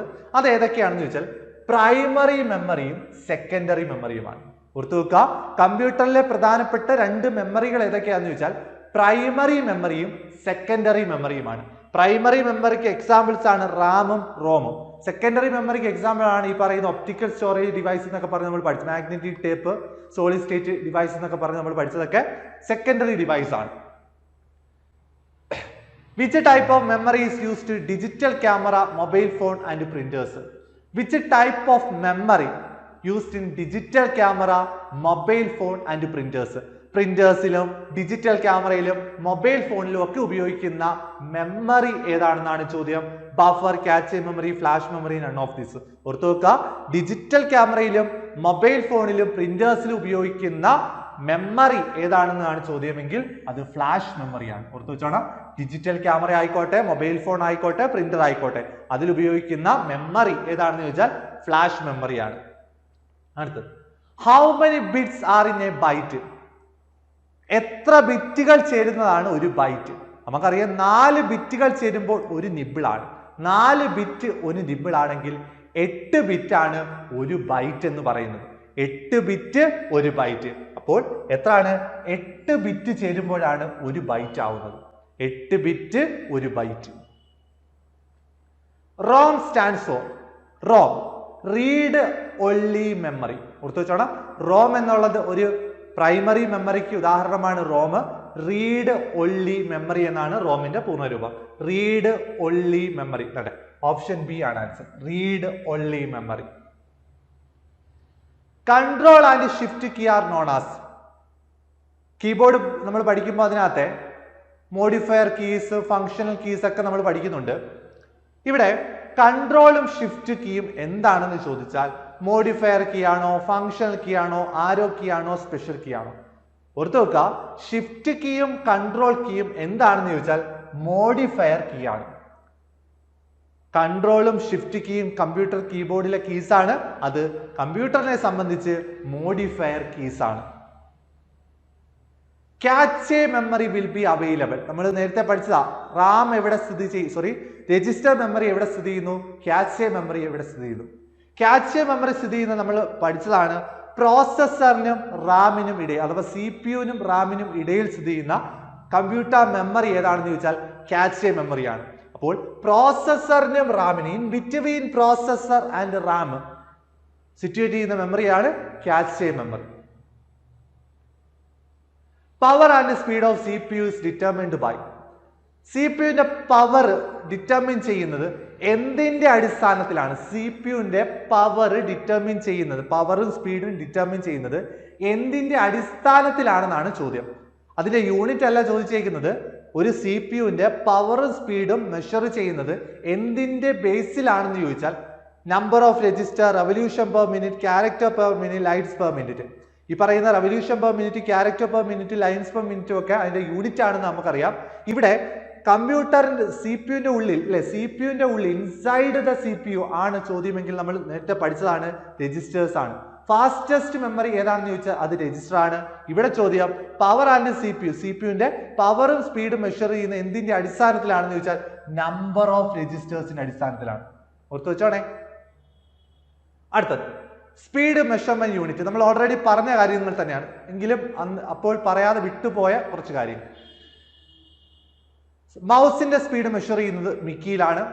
എന്നാൽ ഏർലി പ്രിന്ററിന്റെ സ്പീഡ് മെഷർ ചെയ്യുന്നത് 2 യൂണിറ്റ്സിലാണ്, ക്യാരക്ടർ പെർ സെക്കൻഡും ലൈൻസ് പെർ മിനിറ്റും. ഏർലി പ്രിന്ററിന്റെ കേസിൽ സ്പീഡ് മെഷർ ചെയ്യുന്നത് ക്യാരക്ടർ പെർ സെക്കൻഡും ലൈൻസ് പെർ മിനിറ്റുമാണ്. എന്നാൽ മോഡേൺ പ്രിന്റർ ആകുമ്പോൾ അവിടെ പേജ് പെർ മിനിറ്റ് ആണ്. ഓർത്ത് വെച്ചോണം, മോഡേൺ പ്രിന്ററിന്റെ സ്പീഡ് മെഷർ ചെയ്യുന്നത് പേജ് പെർ മിനിറ്റ് ആണ്. അതുപോലെ തന്നെ പ്രോസസ്സിംഗ് സ്പീഡ് ഓഫ് കമ്പ്യൂട്ടറിന്റെ പ്രോസസ്സിംഗ് സ്പീഡ് മെഷർ ചെയ്യുന്നത് നമ്മൾ പറഞ്ഞതാണ് മില്യൺ ഇൻസ്ട്രക്ഷൻ പെർ സെക്കൻഡിലാണ്. ഡേറ്റ ട്രാൻസ്മിഷൻ സ്പീഡ്, ഇന്റർനെറ്റിലെ ഡേറ്റ ട്രാൻസ്മിഷൻ സ്പീഡ് മെഷർ ചെയ്യുന്നത് ബിറ്റ്സ് പെർ സെക്കൻഡിലാണ്, ബിറ്റ്സ് പെർ സെക്കൻഡ്. അപ്പോൾ ഇന്റർനെറ്റിലെ ഡേറ്റ ട്രാൻസ്മിഷൻ സ്പീഡ് മെഷർ ചെയ്യുന്നത് ബിറ്റ്സ് പെർ സെക്കൻഡിലുമാണ്. അടുത്തത് താഴെ തന്നിട്ടുള്ള ഓഡ് വൺ ഏതാണെന്നാണ് ചോദ്യം. പ്രിന്റർ, കീബോർഡ്, മോണിറ്റർ, പ്രൊജക്ടർ, ഇങ്ങനെ ഓഡ് വൺ ചോദിക്കും. ഇങ്ങനെയുള്ള ഈ ഡിവൈസസ് ആണ് തരുന്നതെങ്കിൽ ഈ പറയുന്ന ഇൻപുട്ട് ഔട്ട്പുട്ട് ഡിവൈസിന്റെ അടിസ്ഥാനത്തിലാണ് ഇവയെ ഓഡ് വൺ ഏതാണെന്ന് കണ്ടുപിടിക്കേണ്ടത്. നമുക്ക് നോക്കാം. പ്രിന്റർ എന്ന് പറയുന്നത് നമുക്കറിയാം അതൊരു ഔട്ട്പുട്ട് ഡിവൈസ് ആണ്. പ്രിന്റ് ചെയ്ത് കമ്പ്യൂട്ടറിലുള്ള വിവരങ്ങൾ നമുക്ക് ഇങ്ങോട്ട് തരുക. പ്രിന്റർ എന്ന് പറയുന്ന ഒരു ഔട്ട്പുട്ട് ആണ്. കീബോർഡ് എന്ന് പറയുന്ന കമ്പ്യൂട്ടറിലേക്ക് നമ്മൾ വിവരങ്ങൾ കൊടുക്കാൻ സഹായിക്കുന്നതാണ്, അതൊരു ഇൻപുട്ട് ആണ്. മോണിറ്റർ എന്ന് പറയുന്ന കമ്പ്യൂട്ടറിലെ വിവരങ്ങൾ നമുക്ക് കാണാൻ സഹായിക്കുന്ന ഒരു ഡിവൈസ് ആണ്, അത് ഒരു ഔട്ട്പുട്ട് ആണ്. പ്രൊജക്ടർ എന്ന് പറയുന്ന മോണിറ്ററിന്റെ അതേ ധർമ്മം നൽകുന്ന ഒരു ഔട്ട്പുട്ട് ഡിവൈസ് ആണ്, ഔട്ട്പുട്ട് ആണ്. അപ്പോൾ ഇവിടെ ഓഡ് വൺ ഏതാണെന്ന് ചോദിച്ചാൽ കീബോർഡ് ആണ് ഇവിടെ ഒറ്റപ്പെട്ടത്. ബാക്കി എല്ലാം ഔട്ട്പുട്ട് ഡിവൈസ് ആണ്. കീബോർഡ് എന്ന് പറയുന്നത് ഒരു ഇൻപുട്ട് ഡിവൈസ് ആണ്. The universal keyboard also known as. Keyboard പല തരമുണ്ട്, പല ടൈപ്പുകളുണ്ട്. എന്നാൽ സാധാരണമായി എല്ലാവരും ഉപയോഗിക്കുന്ന ഒരു ടൈപ്പുള്ള കീബോർഡാണ്. അഥവാ യൂണിവേഴ്സൽ കീബോർഡ് ഏതാണെന്ന് ചോദിച്ചാൽ QWERTY കീബോർഡ് ആണ്. QWERTY എന്ന ഓർഡറിലാണ് അക്ഷരങ്ങൾ, അതിന്റെ ആൽഫബറ്റ് അറേഞ്ച് ചെയ്തിട്ടുള്ളത്. അതുകൊണ്ട് യൂണിവേഴ്സൽ കീബോർഡ് ഏതാണെന്ന് ചോദിച്ചാൽ QWERTY കീബോർഡാണ്. ഏറ്റവും വൈഡ് ആയിട്ട് യൂസ് ചെയ്യുന്ന കീബോർഡ് ഒക്കെ ഏതാണ്? QWERTY കീബോർഡാണ്. What is the full form of GUI? GUI-യുടെ പൂർണ്ണ രൂപം എന്താണ്? GUI graphical universal interface, graphical user interface, general utility interface, general universal interface. ഏതാണ്? GUI. GUI-യുടെ പൂർണ്ണ രൂപമാണ് ഗ്രാഫിക്കൽ യൂസർ ഇന്റർഫേസ്. ഓർത്തു വെക്കുക, GUI പൂർണ്ണ രൂപമാണ് graphical user interface. The network device which connect two dissimilar type of network. Dissimilar ആയിട്ടുള്ള നെറ്റ്വർക്കുകൾ അല്ലെ, dissimilar type network, different protocol എന്നൊക്കെ നമ്മൾ പറഞ്ഞ് പഠിച്ചതാണ്. ഏതാണ്? Two dissimilar type of network എന്നാണ് ചോദ്യമെങ്കിൽ ഏതാണ്? ഗേറ്റ് വേ ആണ്. ഓർത്ത് വെച്ചോണം, ടു ഡിസിമിലർ ടൈപ്പ് നെറ്റ്വർക്ക് എന്നാണ് ചോദ്യമെങ്കിൽ ഇവിടെ ആൻസർ ഗേറ്റ് വേ ആണ്. അടുത്തത് നെറ്റ്വർക്ക്. പല തരത്തിലുള്ള നെറ്റ്വർക്ക് ആണുള്ളത്. ലാന്, മാന്, വാന്, പാന്. ലാനിന്റെ പൂർണ്ണ രൂപം ലോക്കൽ ഏരിയ നെറ്റ്വർക്ക്. പരീക്ഷയ്ക്ക് ചോദിച്ചാണ്. ലോക്കൽ ഏരിയ നെറ്റ്വർക്ക് ആണ് ലാന്. മാൻ എന്ന് വെച്ചാൽ മെട്രോപൊളിറ്റൻ ഏരിയ നെറ്റ്വർക്ക്. വാൻ എന്ന് വെച്ചാൽ വൈഡ് ഏരിയ നെറ്റ്വർക്ക്. പാൻ എന്ന് വെച്ചാൽ പേഴ്സണൽ ഏരിയ നെറ്റ്വർക്ക്. ഇവ പഠിച്ചോണം. ലാൻ എന്ന് വെച്ചാൽ ലോക്കൽ ഏരിയ നെറ്റ്വർക്ക്, മാൻ എന്ന് വെച്ചാൽ മെട്രോപൊളിറ്റൻ ഏരിയ നെറ്റ്വർക്ക്, വാൻ എന്ന് വെച്ചാൽ വൈഡ് ഏരിയ നെറ്റ്വർക്ക്, പാൻ എന്ന് വെച്ചാൽ പേഴ്സണൽ ഏരിയ നെറ്റ്വർക്ക്. നമുക്ക് നോക്കാം ലോക്കൽ ഏരിയ നെറ്റ്വർക്ക് എന്താണ്. It is a system in which computers are interconnected and geographical areas such as home, office, building, school. ഒരു ഹോമിന്റെ ഉള്ളിൽ അഥവാ ഒരു ഓഫീസിന്റെ ഉള്ളിൽ അല്ലെങ്കിൽ ഒരു ബിൽഡിങ്ങിന്റെ ഉള്ളിൽ അല്ലെങ്കിൽ സ്കൂളിന്റെ ഉള്ളിൽ ഉള്ള കമ്പ്യൂട്ടറുകളെ പരസ്പരം കണക്ട് ചെയ്ത് നിർത്തിയിരിക്കുന്ന നെറ്റ്വർക്ക് ഏതാണെന്ന് ചോദിച്ചാൽ ഏതാണ്? ലാൻ ആണ്. ലോക്കൽ ഏരിയ നെറ്റ്വർക്ക് ആണ്. നമ്മുടെ ഒരു ഓഫീസോ അല്ലെങ്കിൽ ഒരു ബിൽഡിങ്ങിലുള്ള നെറ്റ്വർക്ക് ഏതാണെന്ന് ചോദിച്ചാൽ ഏതാണ്? ലോക്കൽ ഏരിയ നെറ്റ്വർക്ക് ആണ്. മെട്രോപൊളിറ്റൻ ഏരിയ നെറ്റ്വർക്ക് എന്താണെന്ന് ചോദിച്ചാൽ it is a collection of local area network. Local area നെറ്റ്വർക്കിന്റെ കളക്ഷൻ ആണ് മെട്രോപൊളിറ്റൻ ഏരിയ നെറ്റ്വർക്ക്. ഇവിടെ നമ്മൾ പ്രധാനമായിട്ട് ഓർത്തു വെക്കേണ്ടത് network used in cable TV connection. Cable TV connection use ചെയ്യുന്ന നെറ്റ്വർക്ക് ഏതാണെന്ന് ചോദിച്ചാൽ ഏതാണ്? മാൻ ആണ്. Metropolitan area network. ഒരു ഓഫീസ്, ബിൽഡിംഗ്, സ്കൂൾ ആണെങ്കിൽ അത് ലോക്കൽ ഏരിയ നെറ്റ്വർക്ക്. ഒരു കേബിൾ TV കണക്ഷൻ ഉപയോഗിക്കുന്ന നെറ്റ്വർക്ക് ഏതാണെന്ന് ചോദിച്ചാൽ മെട്രോപൊളിറ്റൻ ഏരിയ നെറ്റ്വർക്ക് ആണ്. വൈഡ് ഏരിയ നെറ്റ്വർക്ക് അല്ലെ, വൈഡ് ഏരിയ നെറ്റ്വർക്ക് നമുക്കറിയാം. നമ്മുടെ ഇന്റർനെറ്റ് എന്ന് പറയുന്നത് വൈഡ് ഏരിയ നെറ്റ്വർക്കിന് ഉദാഹരണമാണ്. കാരണം വൈഡ് ആയിട്ട് ബിഗസ്റ്റ് വൈഡ് ഏരിയ നെറ്റ്വർക്ക് അല്ലെ, ഇന്റർനെറ്റും ATM ഫെസിലിറ്റി ഒക്കെ ഈ പറയുന്ന വൈഡ് ഏരിയ നെറ്റ്വർക്കിന് ഉദാഹരണമാണ്. അടുത്തത് 59ാമത്തെ ചോദ്യം. നമ്മൾ നേരത്തെ പഠിച്ച നെറ്റ്വർക്ക് ഡിവൈസുമായി റിലേറ്റ് ചെയ്യേണ്ട ഒരു ചോദ്യമാണ്. Hub, router, repeater, gateway. ഇതിൽ താഴെ തന്നിട്ടുള്ള ഏതുമായിട്ടാണ് മാച്ച് ചെയ്യുന്നത് എന്നാണ് ചോദ്യം. ഹബ്ബ് നമുക്കറിയാം. ഹബ്ബ് എന്നുള്ളത് നമ്മൾ പഠിച്ചതാണ്. ഒരുപാട് കമ്പ്യൂട്ടറുകളെ കണക്ട് ചെയ്ത് ഒരുമിച്ച് നിർത്തിയിരിക്കുന്ന ഒരു നെറ്റ്വർക്കിംഗ് ഡിവൈസ് ആണ് ഹബ്ബ്. നമ്മൾ പഠിച്ചതാണ്. അപ്പോൾ ഇവിടെ ഹബ്ബ് എന്നുള്ളത് അല്ലെ, connect several computer network, computer together. ഒന്ന് അല്ലെ. അടുത്തത് റൂട്ടർ എന്ന് പറയുന്നത് amplify the signal transmitted on network, can handle different protocol, connect two dissimilar network, connect several computer together. Already അവിടെ പറഞ്ഞു കഴിഞ്ഞു. ഹബ്ബ് എന്ന് പറയുന്നത് D ആണ് അല്ലെ. അടുത്തത് റൂട്ടർ എന്ന് പറയുന്നത് റൂട്ടർ എന്ന് പറയുന്നത് കണക്ട് ടു ഡിസിമിലർ നെറ്റ്വർക്ക് ആണ്. കണക്ട് ടു ഡിസിമിലർ നെറ്റ്വർക്ക് ആണെങ്കിൽ അത് റൂട്ടർ ആണ്. ഗേറ്റ് വേ എന്ന് പറയുന്നത് റിപ്പീറ്റർ എന്ന് പറയുന്ന സിഗ്നലുകളെ റീട്രാൻസ്മിറ്റ് ചെയ്യാൻ ഉപയോഗിക്കുന്നതാണ്. ഗേറ്റ് വേ എന്ന് പറയുന്നത് ഡിഫറെന്റ് പ്രോട്ടോകോളിൽ ഹാൻഡിൽ ചെയ്യുന്നതാണ് ഗേറ്റ് വേ എന്ന് പറയുന്നത്. അപ്പൊ ഇവിടെ ആൻസർ ഒന്ന് ഡി വരുന്നത് 3 ഓപ്ഷൻ ഉണ്ട്. അടുത്തത് 2C വരുന്ന ഓപ്ഷൻ ആണ്.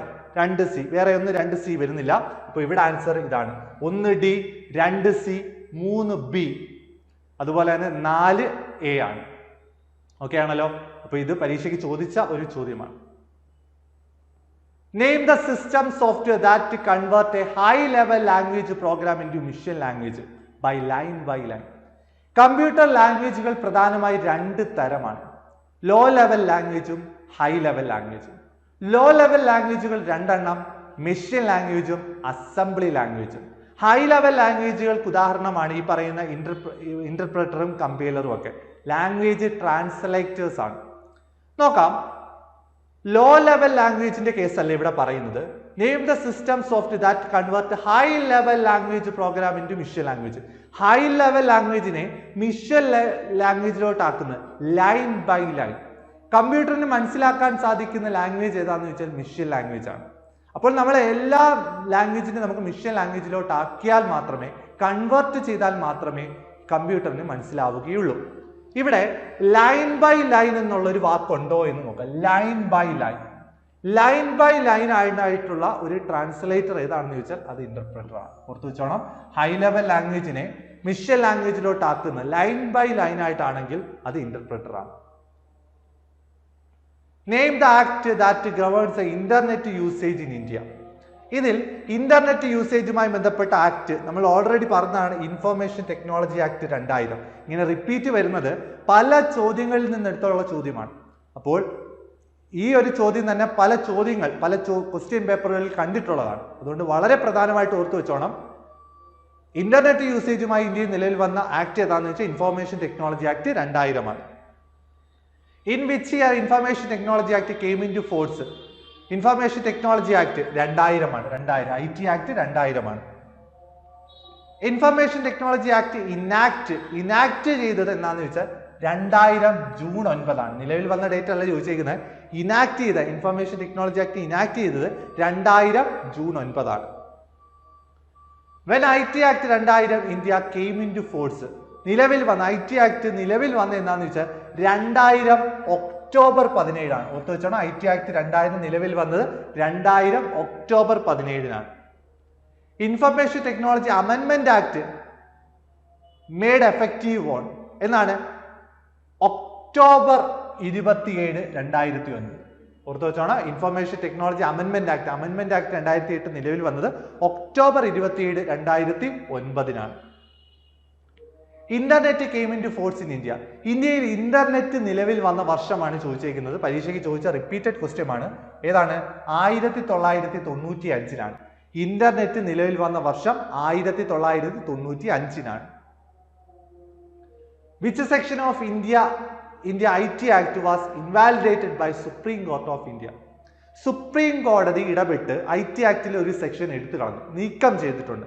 അത് ഏത് സെക്ഷൻ ആണെന്നാണ് ചോദ്യം. Section 66A, section 66B, section 66C, section 66D. നമുക്കറിയാം, സുപ്രീം കോടതി ഇടപെട്ട IT ആക്ടിൽ നിന്ന് ഡിലീറ്റ് ചെയ്യപ്പെട്ട സെക്ഷൻ ഏതാന്ന് ചോദിച്ചാൽ സെക്ഷൻ 66A ആണ്. സെക്ഷൻ 66A എന്താണെന്ന് അറിയാം. നമുക്ക് സെൻഡിങ് ഒഫൻസീവ് മെസ്സേജസ് അല്ലെ, ഒഫൻസീവ് ആയിട്ടുള്ള മെസ്സേജുകൾ അയക്കുന്നത് കൊണ്ടുണ്ടാവുന്ന കുറ്റകൃത്യത്തിന്മേലുള്ള ഒരു സെക്ഷൻ ആണ് എന്തെന്ന് പറയുന്നത് സെക്ഷൻ 66A. ഇപ്പോൾ നിലവിലില്ല. Section 66F IT act deals ചെയ്തു. സെക്ഷൻ 66F ഏതാണ്? Section 66F cyber stalking, cyber pornography, child pornography, phishing, cyber terrorism. നമുക്കറിയാം സെക്ഷൻ 66F ആണ് ചോദ്യമെങ്കിൽ അത് സൈബർ ടെററിസം ആണ്. Unauthorized attempt to bypass the security mechanism of an information system or network is called. ഏതാണ്? നമ്മൾ already പറഞ്ഞതാണ്, security മെക്കാനിസത്തെ unauthorised ആയിട്ട് കിടക്കുകയാണെങ്കിൽ അതിനെ വിളിക്കുന്ന പേര് ഹാക്കിംഗ് എന്നാണ്. What is the updated version of IT Act 2000? Updated version of IT Act 2000. IT Act 2000 ആയിരുന്നു നിയമം. അതിന്റെ അപ്ഡേറ്റഡ് വേർഷൻ ഏതാണെന്ന് ചോദിച്ചാൽ ഏതാണ്? IT Act 2008 ആണ്. ഓർത്തു വെച്ചാണ്, IT Act 2008 ആണ് updated version of IT Act 2000 കൊണ്ട് പറയുന്നത്. The President of India signed Information Technologies Act 2000 9th June 2000.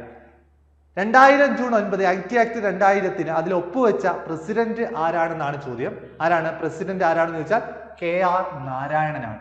ഓർത്തു വെച്ചോടെ, IT ആക്ട് 2000 ആ നിയമത്തിൽ ഒപ്പുവെച്ച പ്രസിഡന്റ് ആരാണെന്ന് ചോദിച്ചാൽ ആരാണ്? KR നാരായണനാണ്. The Indian physicist who is considered as the father of fiber optics. Father of fibre optics എന്നറിയപ്പെടുന്ന സയന്റിസ്റ്റ് ആരാണെന്നാണ് ചോദ്യം. ഫാദർ ഓഫ് ഫൈബർ ഒപ്റ്റിക്സ് ഏതാണ്? ഫാദർ ഓഫ് ഫൈബർ ഒപ്റ്റിക്സ് എന്നറിയപ്പെടുന്നത് നരേന്ദ്ര സിംഗ് കപാനിയാണ്. ഓർത്തു വെച്ചോണേ, ഫാദർ ഓഫ് ഫൈബർ ഒപ്റ്റിക്സ് എന്നറിയപ്പെടുന്നത് ആരെയാണെന്ന് ചോദിച്ചാൽ നരേന്ദ്ര സിംഗ് കപാനിയാണ്. When is world computer literacy day? നമ്മൾ പറഞ്ഞതാണ് കമ്പ്യൂട്ടർ ലിറ്ററസി ഡേ എന്നാന്ന് ചോദിച്ചാൽ December 2.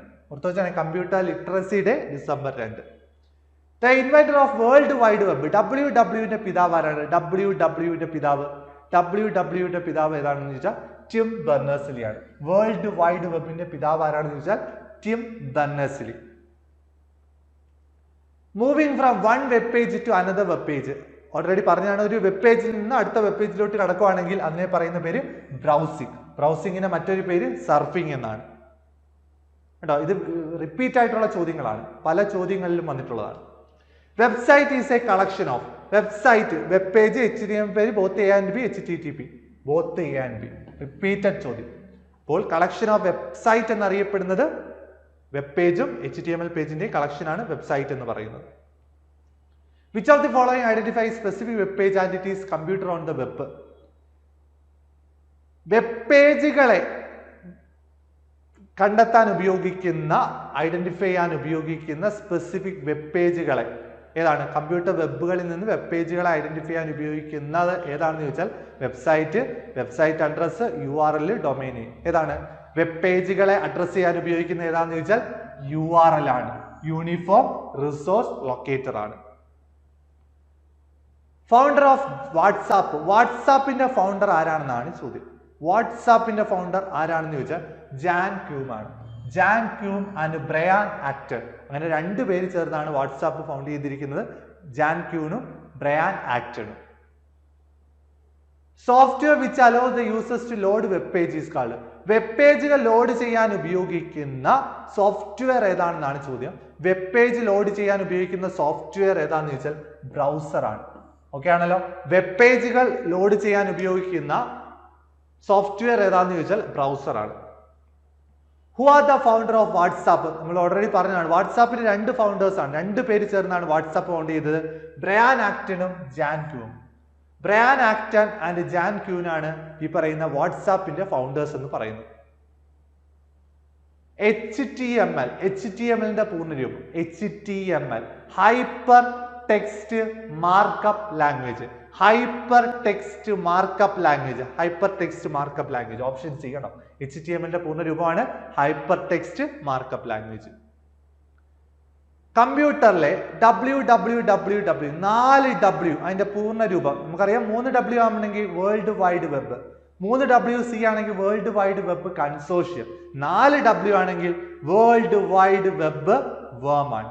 World wide web worm ആണ് www. The process of transferring file from a computer on the internet to your computer is called computer. The process of transferring file from a computer, കമ്പ്യൂട്ടറിൽ നിന്ന് ഇന്റർനെറ്റിലേക്ക് ഫയലുകൾ transfer ചെയ്യാൻ ഉപയോഗിക്കുന്നുണ്ടെങ്കിൽ അതിനെ വിളിക്കുന്ന പേരാണ് uploading എന്ന് പറയുന്നത്. ഓർത്തു വെച്ചോണേ. ഇന്റർനെറ്റിൽ നിന്ന് കമ്പ്യൂട്ടറിലേക്ക് വിവരങ്ങൾ, ഫയലുകൾ എടുക്കുന്നതിനെ ഡൗൺലോഡിംഗ് എന്നും, കമ്പ്യൂട്ടറിൽ നിന്ന് ഇന്റർനെറ്റിലേക്ക് ഫയലുകൾ കൊടുക്കുന്നതിനെ വിളിക്കുന്ന പേര് അപ്ലോഡിംഗ് എന്നുമാണ്. Which of the following is not a social media? താഴെ തന്നിട്ടുള്ളവയിൽ സോഷ്യൽ മീഡിയ ഏതാണെന്നാണ് ചോദ്യം. സോഷ്യൽ മീഡിയ അല്ലാത്തത്, not a social media. Okay ആണല്ലോ. സോഷ്യൽ മീഡിയ അല്ലാത്തത് ഏതാണെന്ന് ചോദിച്ചാൽ നെറ്റ്ഫ്ലിക്സ് ആണ്. ഓർത്തു നോക്കുക, നെറ്റ്ഫ്ലിക്സ് ഒരു സോഷ്യൽ മീഡിയ അല്ല, അതൊരു OTT പ്ലാറ്റ്ഫോം ആണ്. അപ്പോൾ സോഷ്യൽ മീഡിയ, ട്വിറ്റർ, യൂട്യൂബ്, പിൻട്രസ്റ്റും ഒക്കെ സോഷ്യൽ മീഡിയയ്ക്ക് ഉദാഹരണമാണ്. A device that modulates signal to encode digital information and demodulates signal to decode the transmitted information. നമ്മൾ നേരത്തെ പറഞ്ഞതാണ്, ഡിജിറ്റൽ സിഗ്നലുകളെ അനലോഗ് ആക്കാനും അനലോഗ് സിഗ്നലുകളെ ഡിജിറ്റൽ ആക്കാനും ഉപയോഗിക്കുന്ന നെറ്റ്വർക്കിംഗ് ഡിവൈസ് ഏതാണെന്ന് ചോദിച്ചാൽ ഏതാണ്? മോഡമാണ്. മോഡം. ഓക്കെ ആണല്ലോ. Modulator and demodulator. Which hardware device is used to interconnect different type of network with different protocol? Different type of network with different protocol എന്നാണ് ചോദ്യമെങ്കിൽ answer gateway ആണ്. ഓർത്തു വെച്ചോണം, different type of network with different protocol, answer gateway. സിമ്മിന്റെ പൂർണ്ണ രൂപം എന്താണെന്നാണ് ചോദ്യം. SIM subscriber identification module, subscriber identity module. ഓർത്തു നോക്കുക, രണ്ട് രീതിയിൽ നമുക്ക് സിമ്മിന്റെ ഫുൾ ഫോം പറയാം. സബ്സ്ക്രൈബർ ഐഡന്റിഫിക്കേഷൻ മൊഡ്യൂൾ എന്നും പറയാറുണ്ട്, സബ്സ്ക്രൈബർ ഐഡന്റിറ്റി മൊഡ്യൂൾ എന്നും പറയാറുണ്ട്. ഇവിടെ answer 3 and 4. Biggest wide area network, ഏറ്റവും വലിയ വൈഡ് ഏരിയ നെറ്റ്വർക്ക് ഏതാണെന്ന് ചോദിച്ചാൽ ഏതാണ്? LAN, MAN, PAN, internet. Already ഇവിടെ വാനിന്റെ എക്സാമ്പിൾ ആയിട്ടില്ലേ. Biggest wide area network internet ആണ്. ബിഗസ്റ്റ് വൈഡ് ഏരിയ നെറ്റ്വർക്ക് ഏതാണെന്ന് ചോദിച്ചാൽ ഇന്റർനെറ്റ് ആണ്. സ്പീഡ് ഓഫ് മോഡം, മോഡത്തിന്റെ സ്പീഡ് മെഷർ ചെയ്യുന്നത് ഏത് യൂണിറ്റിലാണെന്നാണ് ചോദ്യം. മോഡത്തിന്റെ സ്പീഡ്, ഇന്റർനെറ്റിന്റെ സ്പീഡ് മെഷർ ചെയ്യുന്നത് നമ്മൾ പറഞ്ഞതാണ് ബിറ്റ്സ് പെർ സെക്കൻഡ് ആണ് കേട്ടോ. Bits per second. Speed of modem measured in bits per second. What is the process of loading the operating system file into dynamic random access memory? Processing, loading operating system load ചെയ്യുന്ന ആ ഒരു പ്രോസസ്സിനെ വിളിക്കുന്ന പേര് formatting, automatic data exchange, data sharing, booting. ഓർത്തു വെക്കുക, operating system load ചെയ്യുന്ന ആ ഒരു പ്രോസസ്സിനെ വിളിക്കുന്ന പേരാണ് ബൂട്ടിംഗ് എന്ന് പറയുന്നത്. The program which are as permanent as hardware and stored in ROM. റോമിൽ സ്റ്റോർ ചെയ്ത് വെക്കുന്ന ഡേറ്റകളെ വിളിക്കുന്ന പേര്, റോമിൽ സ്റ്റോർ ചെയ്ത് വെച്ചിട്ടുള്ള പെർമനന്റ് ഡേറ്റകളെ വിളിക്കുന്ന പേരാണ് ഫേംവെയർ. ഓർത്തു വെച്ചോണേ, റോമിൽ സ്റ്റോർ ചെയ്ത് വെച്ചിട്ടുള്ള പെർമനന്റ് ഡേറ്റകളെ വിളിക്കുന്ന പേരാണ് ഫേംവെയർ എന്ന് പറയുന്നത്. Sleep in computer refers to, കമ്പ്യൂട്ടറിൽ നമുക്ക് സ്ലീപ്പ് എന്നുള്ളൊരു ഭാഗം കാണാം. ഷട്ട് ഡൗൺ ചെയ്യുമ്പോൾ അതിന് തൊട്ട് മുകളിലായിട്ട് സ്ലീപ്പ് എന്നുള്ളൊരു ഓപ്ഷൻ ഉണ്ട്. സ്ലീപ്പ് എന്നതുകൊണ്ട് ഉദ്ദേശിക്കുന്നത് എന്താണെന്ന് വെച്ചാൽ നമുക്കറിയാം, shut down the computer without closing the running application. Run ചെയ്തുകൊണ്ടിരിക്കുന്ന ആപ്ലിക്കേഷൻ ക്ലോസ് ചെയ്യാതെ തന്നെ കമ്പ്യൂട്ടർ ഷട്ട് ഡൗൺ ചെയ്യാൻ പറ്റുന്ന ആ ഒരു പ്രോസസ്സിനെ വിളിക്കുന്ന പേരാണ് സ്ലീപ്പിംഗ് എന്ന് പറയുന്നത്. Which functional keys use to refresh? Functional key F1 തൊട്ട് F12 വരെ ഉണ്ട്, പല ഫങ്ഷൻസ് ഉണ്ട്. ഇവിടെ റിഫ്രഷിങ്ങിനായിട്ട് ഉപയോഗിക്കുന്ന ഫങ്ഷണൽ കീ ഏതാണെന്ന് ചോദിച്ചാൽ F5 ആണ്. F5 റിഫ്രഷിങ്ങിന് ഉപയോഗിക്കുന്ന ഒരു ഫങ്ഷണൽ കീ ആണ്. പ്രധാനപ്പെട്ട ഷോർട്ട് കട്ട് കീസ് നമുക്കൊന്ന് നോക്കാം. കൺട്രോൾ S ആണെങ്കിൽ അത് സേവ് ആണ്, കൺട്രോൾ Z ആണെങ്കിൽ അത് അൺഡു ആണ്, കൺട്രോൾ Y ആണെങ്കിൽ അത് റീഡു ആണ്, കൺട്രോൾ Y ആണെങ്കിൽ ഫൈൻഡ് ആണ്, control H replace, F5 refresh, alt F4 exit, control N new file new slide എടുക്കുന്നതിന്റെ ഒരു ഷോർട്ട് കട്ട് കീ ആണ് control N, control L delete ആണ്. ഓക്കെ ആണല്ലോ. അപ്പൊ ഇതൊക്കെ എപ്പോഴും മാറി മാറി ചോദിക്കുന്ന ഷോർട്ട് കട്ട് കീസ് ആണ്. ഓർത്തു വെക്കുക, control S save, control Z undo, control Y redo, control F find, control H replace, F5 refresh, alt plus F4 exit, control N new. അടുത്ത ചോദ്യം, the file extension of a PowerPoint presentation. Extension, power പോയിന്റിന്റെ extension ഏതാണെന്ന് ചോദിച്ചാൽ ഏതാണ്? .xls, .ppt, .bmp, .doc. ഏതാണ്? PowerPoint പ്രസന്റേഷന്റെ extension ഏതാണെന്ന് ചോദിച്ചാൽ .ppt ആണ്. .ppt ആണ് പവർ പോയിന്റിന്റെ എക്സ്റ്റൻഷൻ എന്ന് പറയുന്നത്. Who developed Linux operating system? Linux operating സിസ്റ്റത്തിന്റെ ഫൗണ്ടർ ആരാണെന്ന് ചോദിച്ചാൽ ആരാണ്? ലിനക്സ് ഓപ്പറേറ്റിംഗ് സിസ്റ്റത്തിന്റെ ഫൗണ്ടർ ലിനസ് ടോർവാൾഡ് ആണ്. ഓർത്തുക, ലിനക്സ് ഓപ്പറേറ്റിംഗ് സിസ്റ്റത്തിന്റെ ഫൗണ്ടർ ആരാണെന്ന് ചോദിച്ചാൽ ആരാണ്? ലിനസ് ടോർവാൾഡ് ആണ്. The file extension of power point, power പോയിന്റിന്റെ ഫയൽ എക്സ്റ്റൻഷൻ .ppt. ഓർത്തു വെച്ചോണേ, .ppt ആണ് പവർ പോയിന്റിന്റെ എക്സ്റ്റൻഷൻ എന്ന് പറയുന്നത്. Which device connect more than one computer network? നമുക്കറിയാം, ഒന്നിൽ കൂടുതൽ കമ്പ്യൂട്ടറുകളെ കണക്ട് ചെയ്യാൻ ഉപയോഗിക്കുന്ന നെറ്റ്വർക്കിംഗ് ഡിവൈസ് നമ്മൾ പഠിച്ചതാണ് ഹബ്ബാണ്. Hub. What is the role of ISP? ISPയുടെ പൂർണ്ണ രൂപം ഇന്റർനെറ്റ് സർവീസ് പ്രൊവൈഡർ എന്നാണ്. ഇന്റർനെറ്റ് സർവീസ് പ്രൊവൈഡ് ചെയ്യുന്നതിനെ വിളിക്കുന്ന പേരാണ് ISP. അത് തന്നെയാണ് ചോദ്യം. എന്താണ് ISPയുടെ റോൾ എന്താണെന്നാണ് ചോദ്യം. Provide security service, provide internet service, to manufacture network equipments, to provide safety to computer. നമുക്കറിയാം, ഇന്റർനെറ്റ് സർവീസ് പ്രൊവൈഡർ ആണ് ISP എന്ന് പറയുന്നത്. ടു പ്രൊവൈഡ് ഇന്റർനെറ്റ് സർവീസ് ആണ് അതിന്റെ റോള്. റിപ്പീറ്ററിന്റെ ഫംഗ്ഷൻ എന്നാണ്. റിപ്പീറ്റർ നമുക്കറിയാം, റിപ്പീറ്റർ ഈ പറയുന്ന സിഗ്നൽസിന്റെ അതിന്റെ സ്പീഡ് ആംപ്ലിഫൈ ചെയ്യുക എന്നുള്ളതാണ് റിപ്പീറ്ററിന്റെ ഫംഗ്ഷൻ എന്ന് പറയുന്നത്. To transmit signal at high level, അതിന്റെ സ്പീഡ് ഹൈ ആക്കുക, ഇൻക്രീസ് ചെയ്യിക്കുക എന്നുള്ളതാണ് റിപ്പീറ്റർ എന്ന് പറയുന്ന നെറ്റ്വർക്ക് ഡിവൈസിന്റെ ഫംഗ്ഷൻ എന്ന് പറയുന്നത്. Which of the following is an operating system? താഴെ തന്നിട്ടുള്ളവയിൽ ഓപ്പറേറ്റിംഗ് സിസ്റ്റം ഏതാണെന്നാണ് ചോദ്യം. ഓർത്തു വെക്കുക, ലിനക്സ് എന്നുള്ളത് ഒരു ഓപ്പറേറ്റിംഗ് സിസ്റ്റമാണ്. ലിനക്സ് എന്നുള്ളത് ഒരു ഓപ്പറേറ്റിംഗ് സിസ്റ്റത്തിന് ഉദാഹരണമാണ്. ഓക്കെ ആണല്ലോ. അങ്ങനെ വളരെ പ്രധാനപ്പെട്ട എപ്പോഴും ഈ പറയുന്ന ഡിഗ്രി ലെവൽ എക്സാമിനും ഒക്കെ PSC ആവർത്തിച്ച് ചോദ്യങ്ങൾ വന്ന ചോദ്യങ്ങൾ മാത്രമാണ് നമ്മൾ ഇവിടെ ഡിസ്കസ് ചെയ്തത്. ഓക്കെ ആണല്ലോ. ഈ 100 ചോദ്യങ്ങൾ കണ്ടിട്ട് എക്സാമിന് പോകാം.